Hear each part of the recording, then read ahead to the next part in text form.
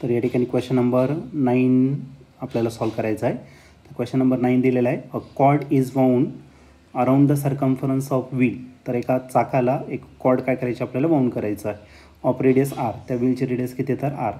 The axis of wheel is horizontal, axis कसे येतं horizontal, and moment of inertia about it is I. तर moment of inertia त्या व्हीलचा किती दिलं तर आय इतकं दिलेलं आहे.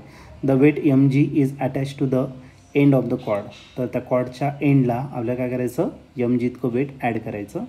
अँड फॉल्स फ्रॉम रेस्टपासून त्याला सोडायचं आहे. रेस्टला आहे म्हणजे वरती कोणती एनर्जी राहील पोटेन्शियल एनर्जी, आणि मग रुलिंग एनर्जीमध्ये त्याचं कन्वर्जन होईल, ruling kinetic energy. After falling through a distance H the angular velocity of the wheel will be.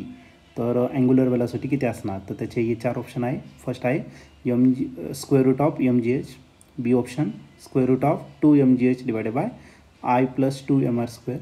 Third option square root of 2 M G H divided by I plus M R square. आणि last option square root of M G H divided by M R square. त्याचं काय answer. या क्वेश्चनमध्ये आपल्याला एक wheel दिलेला आहे आणि तो एका इन्क्लाइन सरफेसवरती तिथून तो रोल करत येतो खाली. ओके, तर त्या व्हीलला एक कॉर्ड पण बांधलेली आहे आणि त्या कॉर्डला वेट लावलेले आहे आणि त्या वेटनुसार तो कुठे येणार तर खाली येणार. म्हणजे रोलिंग मोशन जर घेतलं आपण तर इन्क्लाइन सरफेस असेल आणि या ठिकाणी ते व्हील असेल. ॲक्सिस अशी ओरिझॉन्टल येईल म्हणजे अशी रोल करत येणार. ओके, तर या ठिकाणी कोणती एनर्जी असेल तर या ठिकाणी असेल पोटेन्शियल एनर्जी. आणि या पोटेन्शियल एनर्जीचं कन्वर्जन कशात होणार तर कायनेटिक एनर्जी. पण कोणती रोलिंग कायनेटिक एनर्जी. रोलिंगमध्ये पुन्हा 2 असणार, रोटेशनल कायनेटिक एनर्जी आणि ट्रान्सलेशनल कायनेटिक एनर्जी. मग by law of conservation of energy तर आपण यूज करू शकतो पोटेन्शियल एनर्जीचं कन्वर्जन कशात होणार kinetic energy. First one is the rotational kinetic energy and second one is the translational kinetic energy. याच्यात आपण फॉर्म्युले पुट करणार आणि या पूर्ण क्वेश्चनमध्ये आपल्याला अँग्युलर वेलॉसिटी फाइंड करायचं. तो व्हील जो आहे तो कोणत्या अँग्युलर स्पीडने खाली येणार.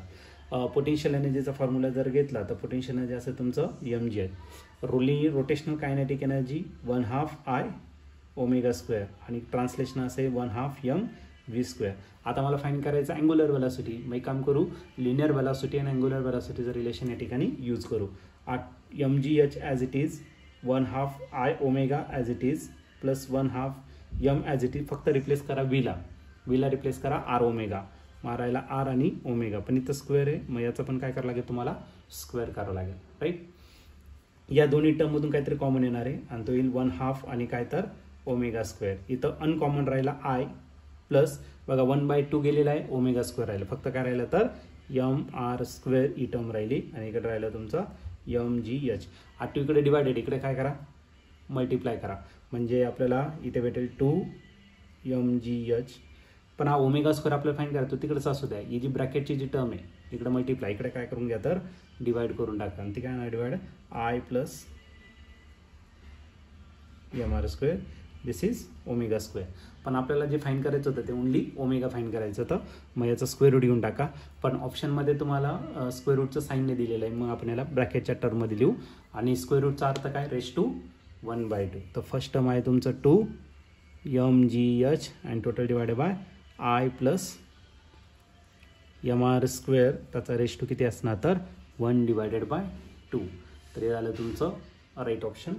तर तुम्ही ऑप्शन जर चेक केलं याच्यामध्ये तर ऑप्शन नंबर सी हे तुमचं राईट ऑप्शन राहील.